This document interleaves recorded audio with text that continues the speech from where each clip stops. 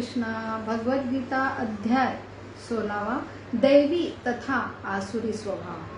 तो जैसे भगवद गीता कैसे ये प्रकृति की निर्मित हुई, ये जीव कैसे यहाँ पे आए और फिर यहाँ पे कैसे वो अपना स्वतंत्र भोग जो कर रहे हैं, उसके लिए प्रकृति के 3 गुण रजस सत्व और तमस गुण।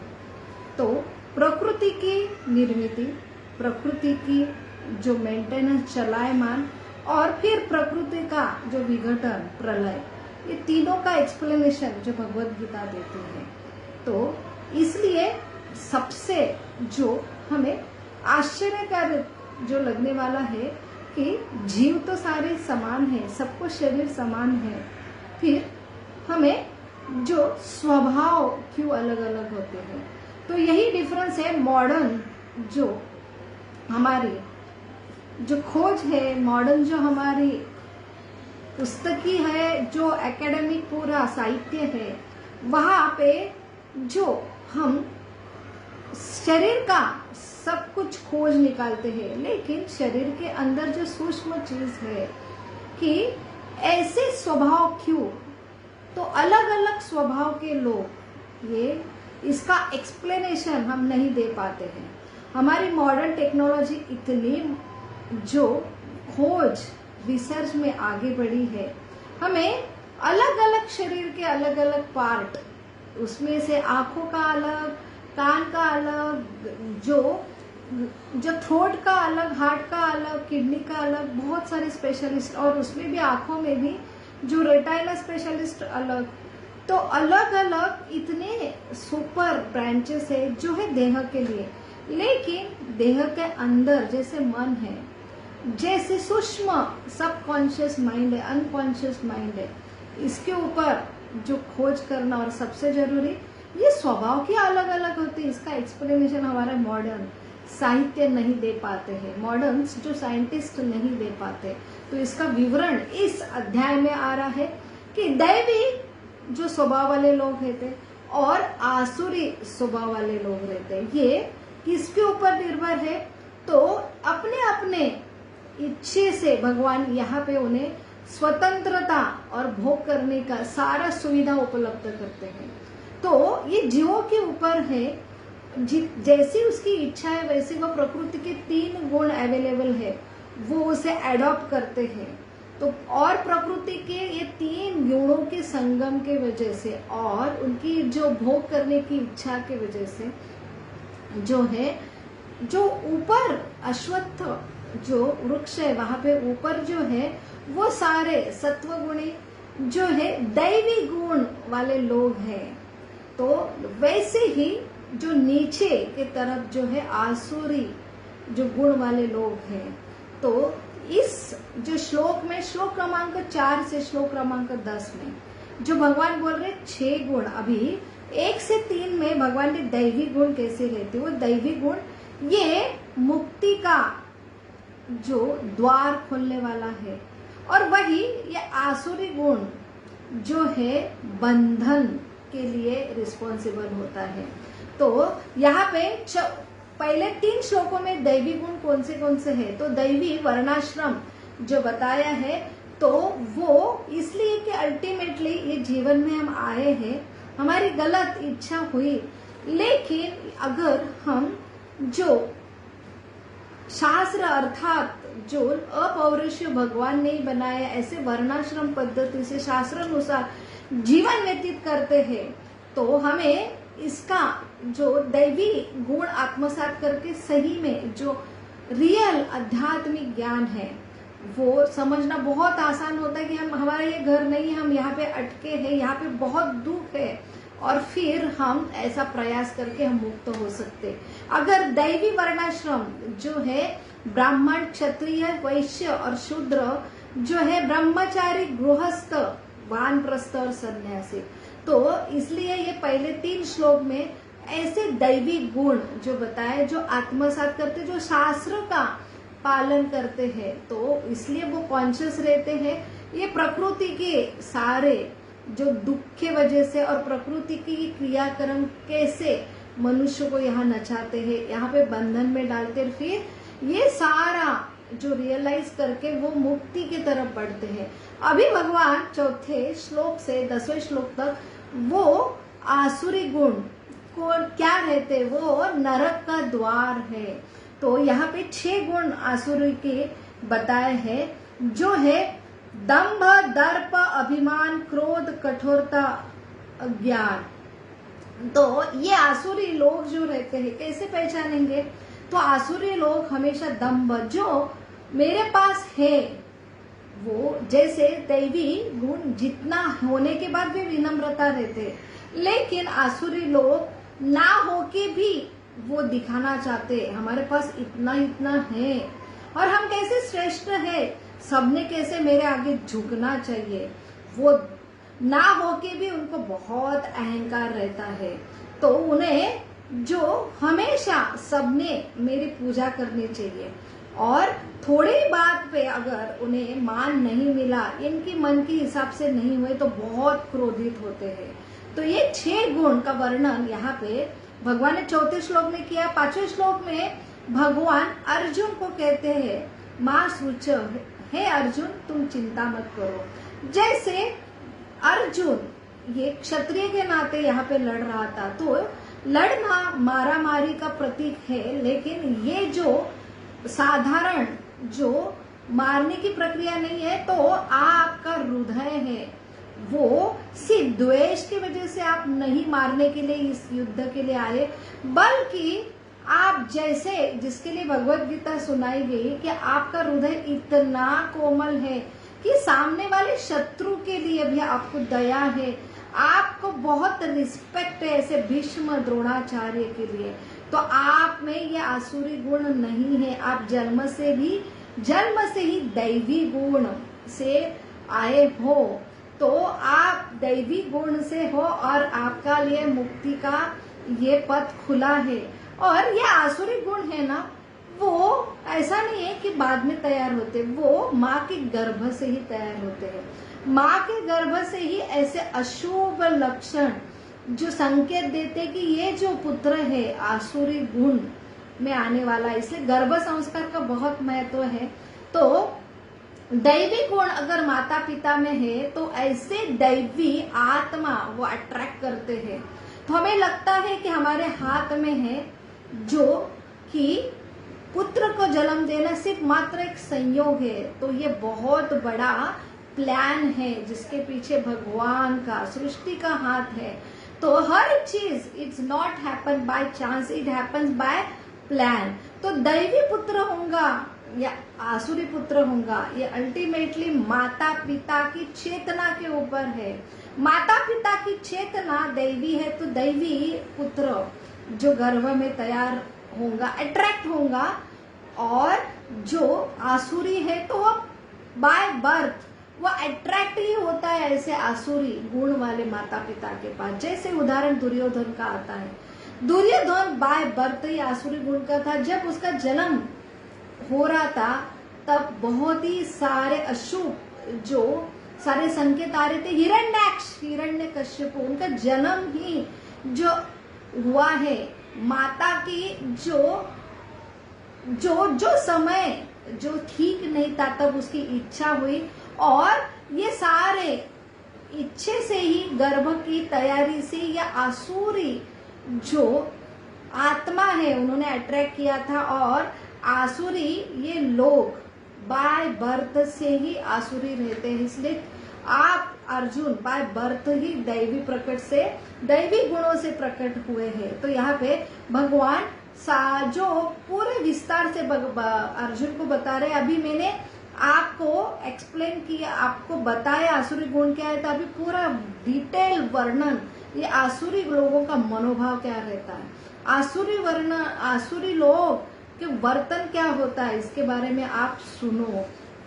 तो यहाँ पे 6वें 7वें श्लोक से 20 नंबर के श्लोक तक जो 16वां अध्याय का है, तो यहाँ पे आसुरी लोग कैसे रहते हैं, उनका मनोभाव कैसा रहता है, उनका वर्तन कैसा होता है, इसके बारे में डिटेल अभी भगवान बता रहे हैं। जो 7वें अध्याय में भगवान ने बताया है, नमा दुष्कृतो मूढ़ा प्रपंदते नराधमा माया अपहतम ज्ञानम आसुरम भाव आश्रितम। तो ये 4 प्रकार के लोग भगवान को कभी शरण नहीं होते। तो हम देखते हैं कि जीवन में हम अलग अलग स्वभाव के लोग रहते हैं।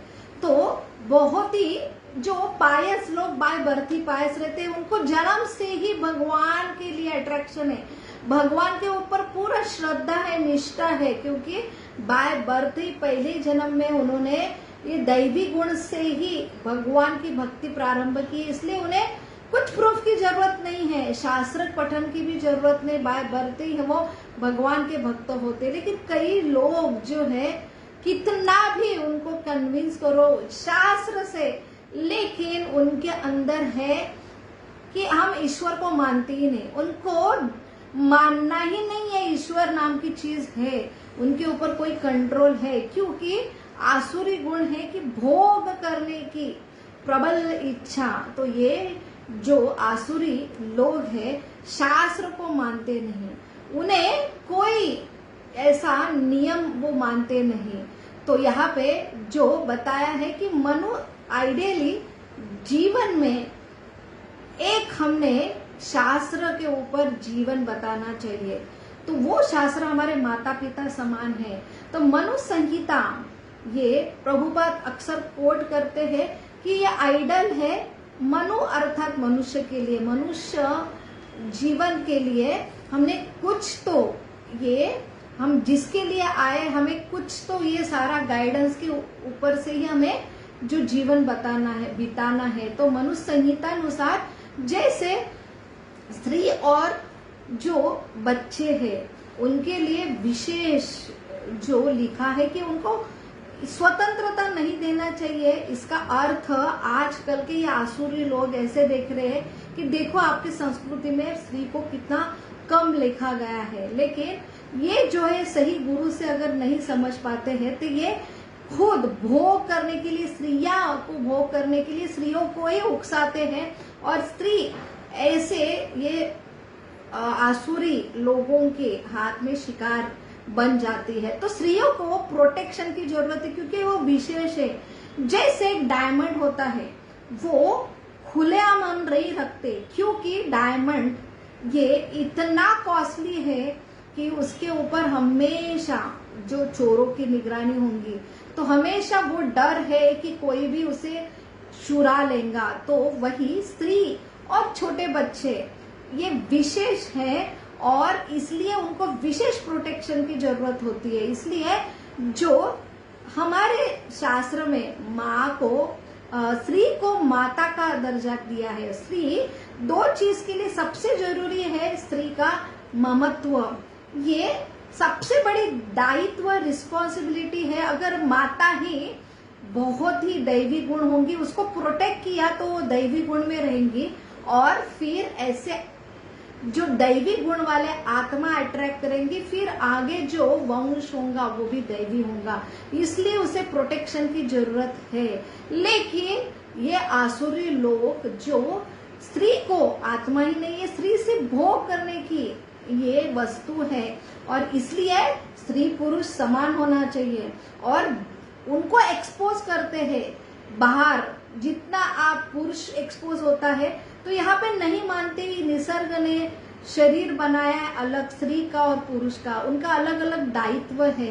तो इसलिए बड़ा दायित्व है, इसलिए बहुत बड़ा रिस्पेक्ट। जैसे दुर्गा माता का फेस्टिवल चालू है, सबसे 3 महत्वपूर्ण डिपार्टमेंट, फाइनेंस डिपार्टमेंट जो अर्थ का डिपार्टमेंट है, और जो एजुकेशन डिपार्टमेंट है, माँ दुर्गा, माँ लक्ष्मी, माँ सरस्वती। तो सब मुख्य जो डिपार्टमेंट है एक शक्ति को दिया है, और ये शक्ति हमारी संस्कृति, ये शक्ति का पूजन होना चाहिए, और उसके पास इतना बड़ी दायित्व रिस्पॉन्सिबिलिटी, इसलिए बहुत ही महत्वपूर्ण है।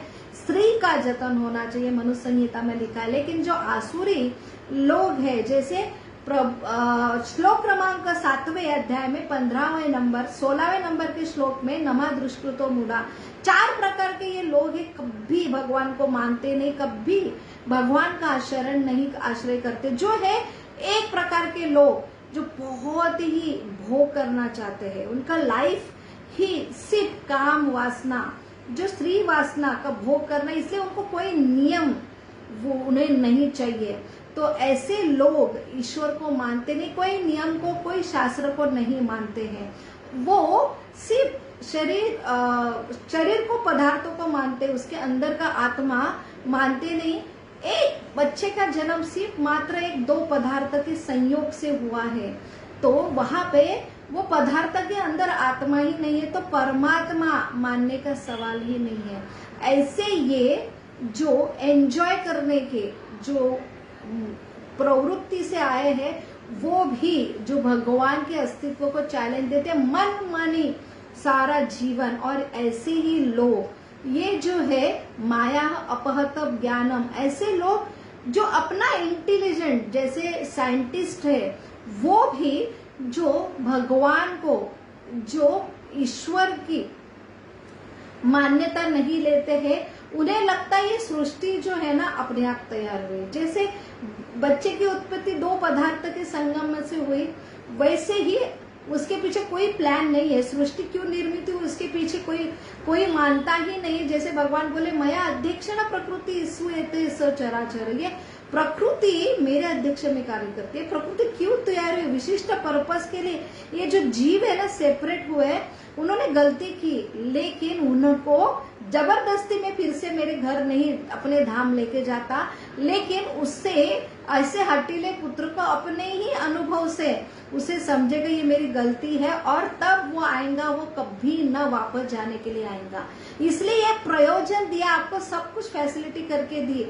इतना सारा भोग करने के बाद फ्रस्ट्रेशन आने के लिए ये सारे जगत का निर्माण हुआ। और फिर से ये फ्रस्ट्रेशन आने के बाद फिर अथा तो ब्रह्म जिज्ञासा ये जीव करेगा, फिर ये शास्त्रों का आधार लेके जो है भगवान की भक्ति करके पुनः मेरे पास लौटेगा।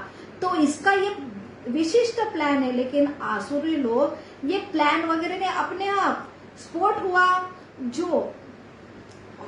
जो ऐसी थ्योरी बताते बिग बैंग थ्योरी कि अपने आप चल रहा है, कौन चला नहीं रहा, अपने आप चल रहा है। तो इसलिए सिर्फ भोग करना, क्योंकि मेरे ऊपर कंट्रोल नहीं, मैं भी केमिकल हूँ और मेरे लिए बस भोग करने का, इसलिए वो इतने खोज भी निकालते, रिसर्च करते, मेहनत करते, इसलिए कि मैं कैसे दिन ब दिन ज्यादा से ज्यादा भोग करूं।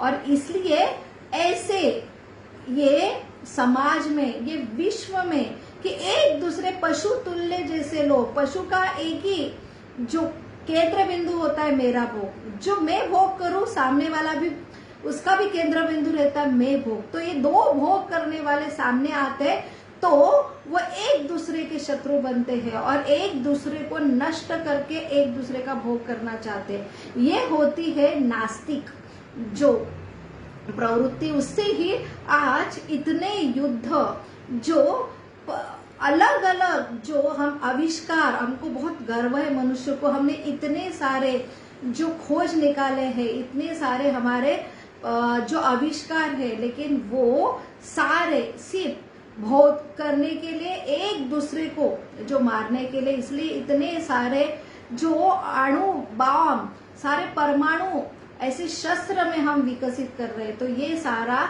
मायाहत अपद ज्ञानम। और एक प्रवृत्ति, आसुरी प्रवृत्ति, सबसे डेंजर लोग हैं, वो खुद ईश्वर बनना चाहते हैं। जैसे हिरण्यकश्यपु, उन्हें बहुत ही ज्ञान था, वो ज्ञान था वो कि हम शरीर में आत्मा है, लेकिन आत्मा के ऊपर भगवान है ये नहीं। जैसे उसके हिरण्याक्ष, वो उनका भाई के जो भगवान ने उनकी हत्या की, तब सब उनके वाइफ सारे पत्नी रो रहे थे, सांत्वन दे रहे, तो क्यों रो रहे हैं?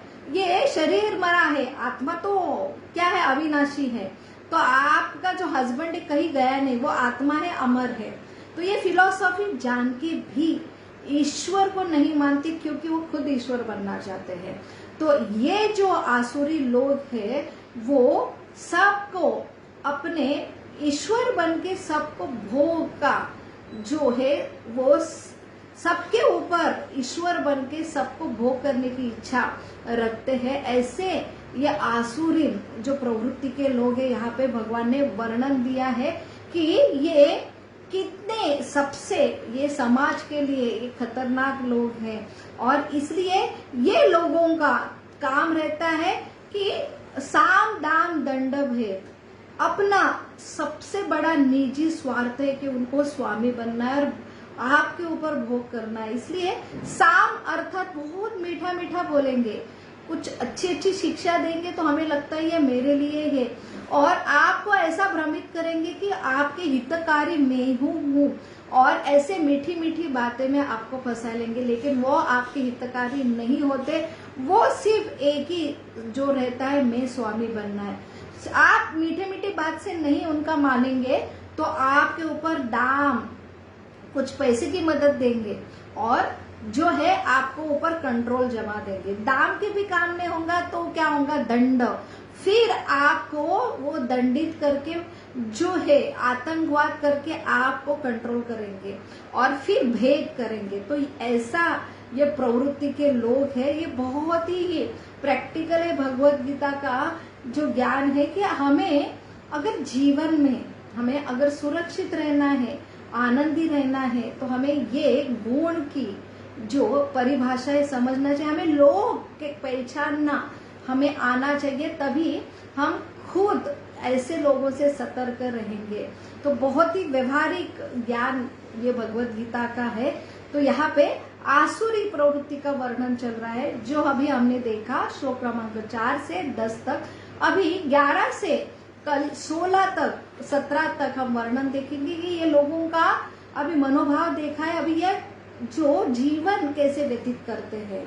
हरे कृष्ण कृष्ण कृष्ण हरे हरे, हरे राम राम राम हरे हरे। बहुत बहुत धन्यवाद। हरे कृष्ण।